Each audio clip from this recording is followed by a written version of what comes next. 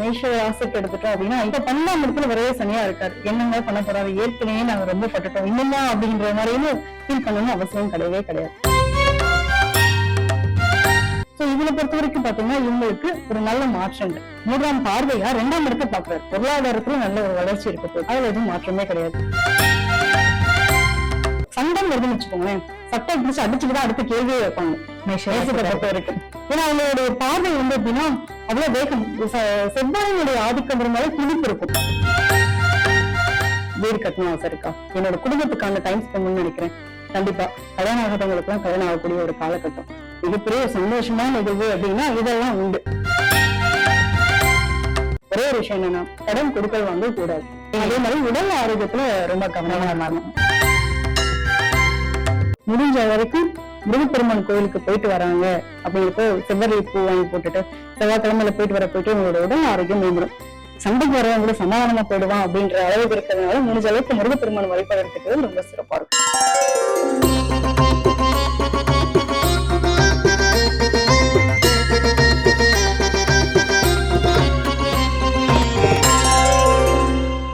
அனைவருக்கும் வணக்கம். இன்னைக்கு இந்த சிறப்பு நிகழ்ச்சியில சனி பெயர்ச்சி நாளையில இருந்து தொடங்க போகுது. எல்லாருக்கும் சனி அள்ளி கொடுக்க போறாரா இல்ல கெடுக்க போறாரா? சனி பெயர்ச்சினாலே மக்களுக்கு எல்லாருக்குமே ஒரு பயம் இருக்கு இல்லையா? அது ஏன் அந்த மாதிரி பயம், அந்த பயம் தேவையா அப்படின்றதெல்லாம் பத்தி டிஸ்கஸ் பண்ண நம்ம கூட பிரபல ஜோதிடர், காதல் ஜோதிடர் ஈஸ்வரி அவர்கள் இருக்காங்க. அவங்க ஜோதிடர் மட்டும் இல்லாம குடும்ப நல ஆலோசகராகவும் இப்ப இருந்துட்டு இருக்காங்க. அவங்க நிகழ்ச்சிக்கு வெல்கம் பண்ணலாம். வணக்கம் மேம். வணக்கம்ப்பா. சொல்லுங்க. நல்லா இருக்கேன் மேம், தேங்க்யூ. நீங்க எப்படி இருக்கீங்க? நல்லா இருக்கேன்ப்பா. இப்ப நாளையில இருந்து சனி பெயர்ச்சி ஆரம்பிக்குது இல்லையா?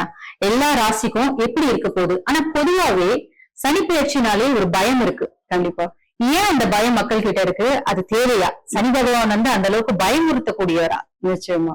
அதாவது ரொம்ப நல்லவங்களை பார்த்தா எல்லாரும் பயப்படுறாங்கன்ற மாதிரிதான். நாங்க வந்து பார்த்தோம் அப்படின்னா பொதுவா ஜோதிடர்கள் எல்லாமே என்ன யூஸ் பண்ணுவோம் அப்படின்னா திருக்கணித முறைப்படி நமக்கு சனி பயிற்சி ஆல்ரெடி முன்னாடி ஆயிட்டாரு. எப்போனா அவங்களுக்கு மார்ச் 2025 ஆயாச்சு. இப்ப வந்து பாத்தீங்க அப்படின்னா வாக்கிப்படி நம்முடைய கோவில்கள் வழிபாடுகள் எல்லாமே இப்ப திருநள்ளாறுலாம் பண்ணோம் அப்படின்னா கண்டிப்பா இந்த முறைகள் தான் ஃபாலோ பண்றாங்க. இன்னும் பாத்தீங்க அப்படின்னா சவுத் சைடு எல்லாம் மோஸ்ட் ஆஃப் வந்து முந்திருந்த வழிபாடுகள்னு சொல்லுவாங்க இல்லையா, அவங்க எல்லாம் வந்து முதல்ல ஜாதகம் எழுதுறவங்க, அது மாதிரி ரிஷிகள், ஞானிகள் இவங்க எல்லாம் ஃபாலோ பண்ண முறைதான் வந்து வாக்கியம். சோ அவங்க எல்லாம் வந்து வாக்கியம் ஃபாலோ பண்ணாங்க. இப்ப எப்படி நம்ம அட்வான்ஸ் டெக்னாலஜிக்கு மாறிட்டு இருக்கோம் இல்லையா, அந்த மாதிரி திருக்கணிதம் தான் இன்னைக்கு இருக்கிற ஜோதிடர்கள் மத்தியில ரொம்ப பிரபலமா பார்த்து நடக்கக்கூடிய விஷயம். நான் அப்பதான் ஆரம்பத்துல சொல்றேன், அதாவது திருக்கணித முறைதான் நம்ம ஃபாலோ பண்றோம், இது எதுக்குமா வாக்கியம் பண்ணபடி அப்படின்றப்போ நிறைய கேட்கறாங்க. அதுக்காக இன்னைக்கு ஒரு இன்டர்வியூ பண்ணிக்கலாம் அப்படிங்கிறப்பதான் இந்த விஷயங்கள் நம்ம பேச ஆரம்பிச்சது. இருக்கிறது வந்து சனி பகவான் எனக்கு ரொம்ப பிடிச்ச ஆளுன்னு சொல்லுவேன். ஏன்னா அவரை மாதிரி நல்லவர் யாருமே கிடையாது. அவர் புரிஞ்சுக்கிட்டவங்களுக்கு அவர் ரொம்ப பொக்கிசம். அப்படிப்பட்ட ஒரு ஆள். அதாவது இருக்கிறது எல்லாருக்குமே வந்து தாத்தான்னா எப்படி விட்டாளா இருப்பாரு, அவனவாதி. அது மாதிரி சனி பொறுத்துட்டோம் அப்படின்னா நல்ல பழமையான நாலேஜபிளான பர்சனா இருப்பாரு அப்படிங்கிற மாதிரிதான். சனி வந்து ஏன் வந்து சனி பகவான் அப்படின்றதான் சொல்லணும், ஏன் சனின்ற வார்த்தை கூட சொல்லதான் சொல்லுவாங்க. அவங்களுக்கு அந்த மரியாதை ரொம்ப முக்கியன்ற மாதிரி. சரிங்களா? இப்ப சனி பகவானை பொறுத்த வரைக்கும் எடுத்துட்டோம் அப்படின்னா ஒவ்வொருத்தரோட வாழ்க்கையில நீ என்ன பண்ணிருக்கியோ அதுக்கான ரிசல்ட்டை உனக்கு நான் காட்டிடுவேன். இதுதான் நியாயம், நீதி. அதாவது 10ஆம் இடம்ன்றது நமக்கு தொழில் ஸ்தானத்தை நம்ம பொதுவா காலபுருஷன் பார்க்கும்போது 10ஆம் இடத்தை தொழில் ஸ்தானமா பார்ப்போம். அவர் தொழில் ஜீவனக்காரகன், வேலைக்கு போனவரும் சாப்பாடு அது கொடுக்கிறவரே அவர் தான்.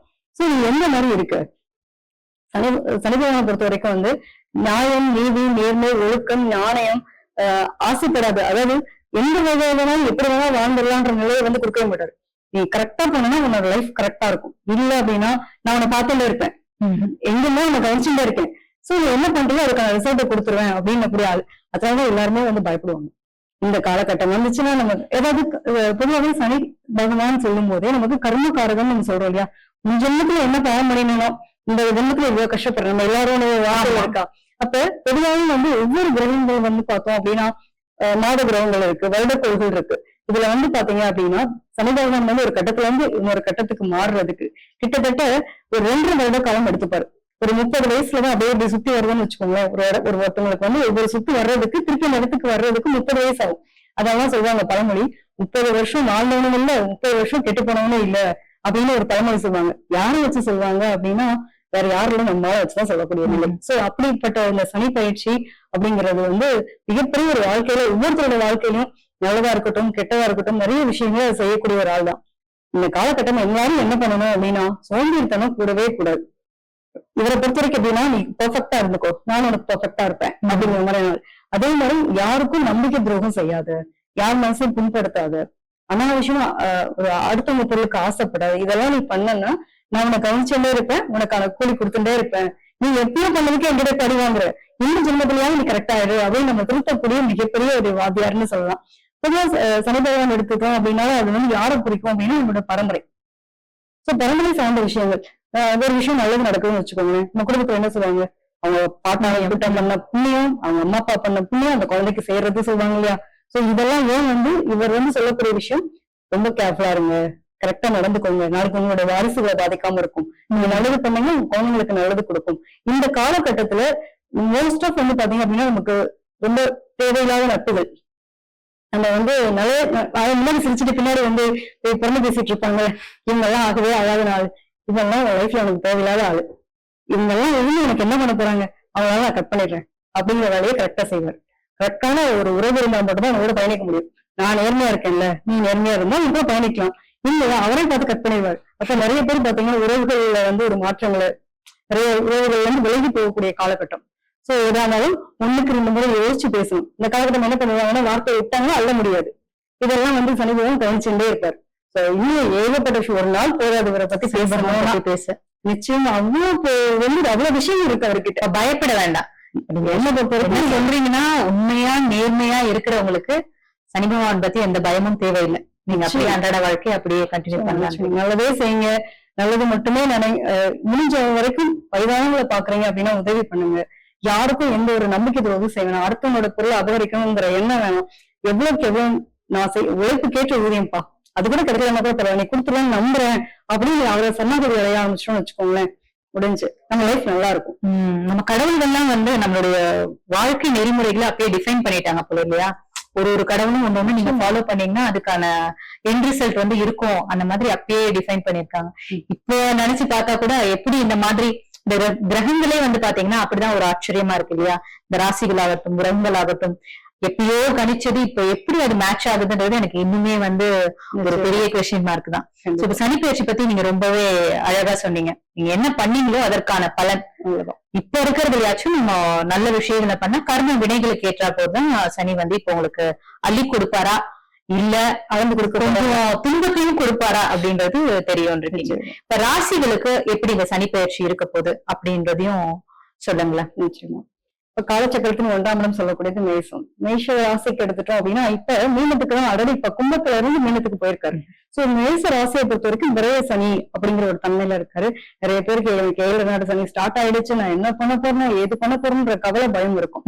பொதுவா வந்து ஒரு ஜாதக கட்டம் எடுத்துக்கும் போது இதுல எல்லா பிளானட்டையும் சுத்திட்டே இருக்கக்கூடிய ஒரு அமைப்பு. அதுல பர்டிகுலரா எடுத்துக்கிறோம் அப்படின்னா வருட கோள்கள்ன்றது நம்மளோட வாழ்க்கையில ரொம்ப முக்கியமா ஒரு நம்மளோட வாழ்க்கையை டிசைன் பண்ணக்கூடிய ஒரு முக்கியமான கோள்கள்னு சொல்லுவோம். சோ அதுல 2 வருஷம் பயணிக்கக்கூடிய காலகட்டம் பாத்தீங்கன்னா மேச ராசிக்கு 12ஆம் இடத்துல 2 வருஷம் வந்து சனி பகவான் இருக்க போறாரு. அதே மாதிரி பாத்தீங்கன்னா ஆல்ரெடி இப்ப டிரான்சிஸ்டர்ல பார்த்தோம் அப்படின்னா ராகு வந்து கும்பத்துல இருக்காரு, கேது வந்து உங்களுக்கு சிம்மத்துல இருக்கக்கூடிய தன்மை உண்டு. கிட்டத்தட்ட குரு பாத்தீங்க அப்படின்னா அடுத்து பயிற்சி ஆகக்கூடிய நிலை, இப்ப வந்து மிதுனத்துல இருந்து அடுத்து கடகத்துக்கு பயிற்சி ஆக போறாரு. சோ இந்த மாற்றங்கள், இந்த வருடக்கொள்கையினுடைய மாற்றங்கள் ஒருத்தரோட வாழ்க்கையில எல்லாத்தையும் வச்சுதான் நமக்கு ஒரு பிளே பண்ண போகுது. ஒரு கேம் மாதிரிலாம் வச்சுக்கோங்க, வாழ்க்கையே நமக்கு கேம் தான். நம்ம எல்லாம் வந்து ஒரு ஆக்ட் பண்ணக்கூடிய வந்திருக்கோம். இதுல என்ன நம்ம மூளை பிடிச்சு இழுத்தா அது சுத்துது இல்லையா, அது மாதிரி நம்மளோட வாழ்க்கையில நம்ம எதுவுமே டிசைன் பண்ண கிடையாது. நம்ம நினைச்சுட்டு இருக்கோம் நான் ரொம்ப நாலேஜ் எனக்கு எல்லாமே தெரியும், கிடையவே கிடையாது. எல்லாம் நம்ம பிடிச்சி இழுத்துக்கே நம்ம போவோம். ஆனா இதுல என்னன்னா நான் அந்த தாண்டுற அகண்டை இதெல்லாம் வந்து இதெல்லாம் ஒண்ணுமே இல்லை அப்படிங்கறது புரிய வைப்பாங்க. அவங்களுடைய கர்மா அனுபவிக்கணும், கர்மா தானே வேணும், அனுபவிச்சுதான் ஆகணும். அடிப்பட்டு திருப்பியா ரொம்ப பட்டேன்டா சாமி, இனிமே லைஃப்ல இதை மட்டும் பண்ணவே மாட்டேன், இதை சொன்னா கேட்போமா, கேட்க மாட்டோம். கரெக்ட். அப்ப அனுபவ பாடத்தை கொடுக்கறவரும் சனி பகவான். ஆமா. சோ இப்ப 12ஆம் இடத்துல வரவே சனியா இருக்காரு. என்னங்க பண்ண போறாரு, ஏற்கனவே நாங்க ரொம்ப பட்டுட்டோம், இன்னுமா அப்படின்ற மாதிரின்னு ஃபீல் பண்ணணும் அவசியம் கிடையவே கிடையாது. இருக்கிறதே வந்து பெஸ்ட். என்னன்னா பொதுவா வந்து சனி பகவானுக்கு ஒரு பார்வைகள் உண்டு. இப்ப 3, 7, 10 பார்வைகள் இருக்குன்னு நம்ம சொல்லுவோம்.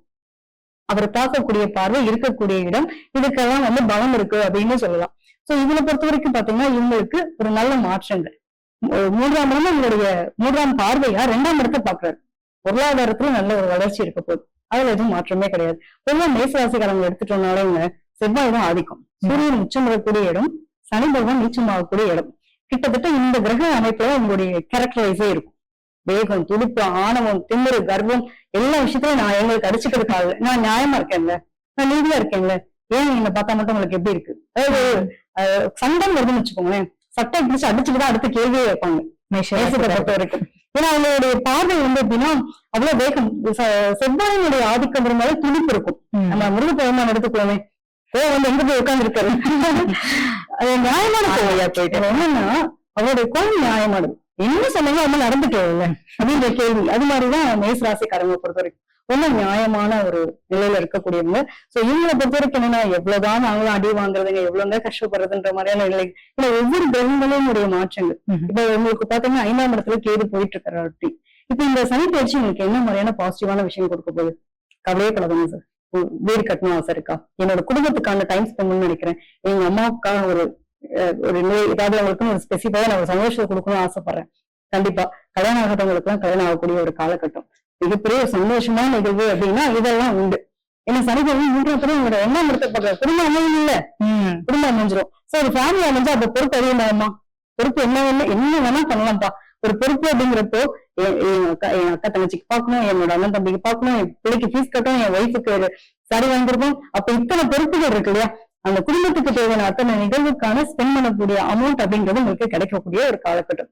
சோ ஓவரால் சொன்னா குடும்ப மகிழ்ச்சிகரமா இருக்கிறதுக்கான டைம் பீரியட். சோ 7ஆம் இடம் அப்போ 7ஆம் பார்வையா பாக்குறாரு அப்படின்னு சொல்றோம். 7 அதே மாதிரி பார்த்தோம் அப்படின்னா 10ஆம் பார்வை. தொழில் நல்லபடியா ஓடப்போகுது. தொழில் ஏற்ற தடை விலகும். பொதுவாக நான் சொல்றேன், எப்பவுமே ஒரு பிரச்சனை வரணுங்க. பிரச்சனை வந்தாதான் நம்ம அடுத்த கட்டமா நகருவோம். கரெக்ட். இப்ப இவர் வரும்போது என்ன பண்ணுவாருன்னா, வேலையில கம்ஃபர்ட்டா உட்கார்ந்துட்டு இருக்கவே எப்பயும் அதே மாதிரி காலையில 9 மணிக்கு ஆபீஸ், ஈவினிங் 6 மணிக்கு ரிட்டர்ன் வீடு, எந்த ஒரு இதுவே இல்லை. எப்பயும் வரும்போது சாட்டர்டே சண்டே லீவு இப்படின்ற இல்லாம இந்த சனிக்கிழமை நிச்சயமா வீட்டுக்கு ஒரு குட்டி புதுசா வரப்போகுது. சரியா?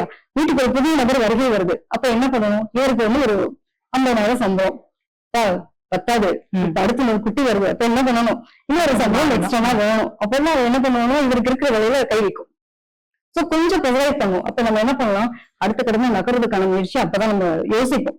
நான் எப்பவுமே சொல்லுவேன், பிரச்சனையை பார்த்து யாருமே ஃபீல் பண்ணாதீங்க. அன்னைக்கு டேக்கு அது ரொம்ப பெரிய ப்ராப்ளம். ஏன்னா நான் வாடகை கட்ட முடியாது, என்னோட விஷயங்களை சரி பண்ண முடியாது, அது ரொம்ப பெரிய இருக்குன்னா ஈஸியா சொல்லிட்டு போகணும். அனுபவிக்கிறவங்க தான் தெரியுன்ற கமெண்ட் தான் போடுவாங்க.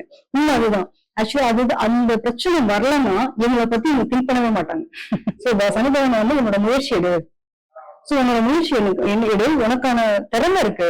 சோ என்னோட திறமையை எந்த அளவுக்கு மேம்படுத்துறியோ அந்த அளவுக்கான வளர்ச்சி பாதையை நான் காட்டுறேன் உனக்கு அப்படிங்கிற நிலையை அவர் கொடுத்துருவாரு.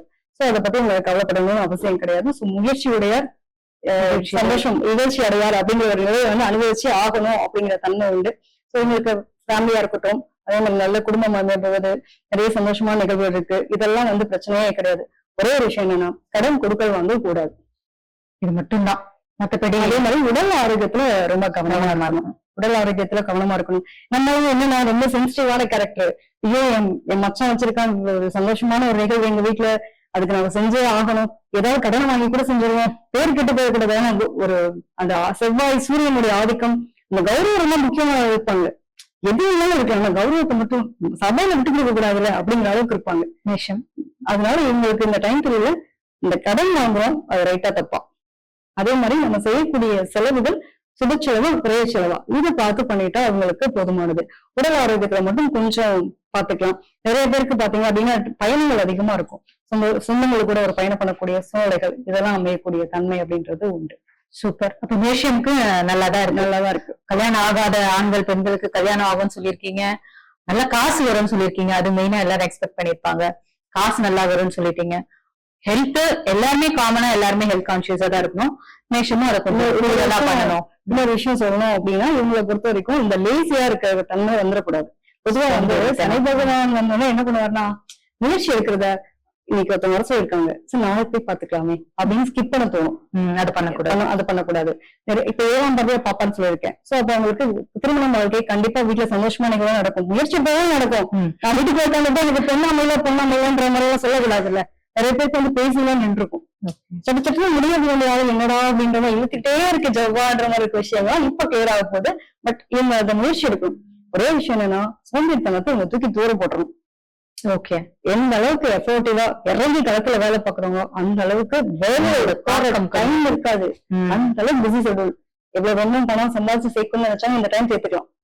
இன்னும் உங்க ஒய்ஃப் கிட்ட சொல்லுங்க, நீங்க சம்பாதிச்சு கொண்டு ஒய்ஃப் கிட்ட கொடுத்துருங்க. அழகா சேர்த்தாங்க இந்த 2 வருஷத்துல நீங்க சேர்க்கக்கூடிய அமௌண்ட் உங்க வாழ்நாள்ல பின் வாழ்க்கைக்கு தேவையான அமௌண்டா அது அழகா கன்வே பண்ணிக்கக்கூடிய தன்மை வரும். அதை மட்டும் கரெக்டா பண்ணணும் போதும். ஒய்ஃப் ஹஸ்பண்ட் 2 பேருமே. நிச்சயமா. இப்போ இந்த சனி தாக்கத்தை வந்து அவங்க குறைச்சிக்கிறதுக்கு என்ன மாதிரியான வழிபாடெல்லாம் அவங்க பண்ணலாம்?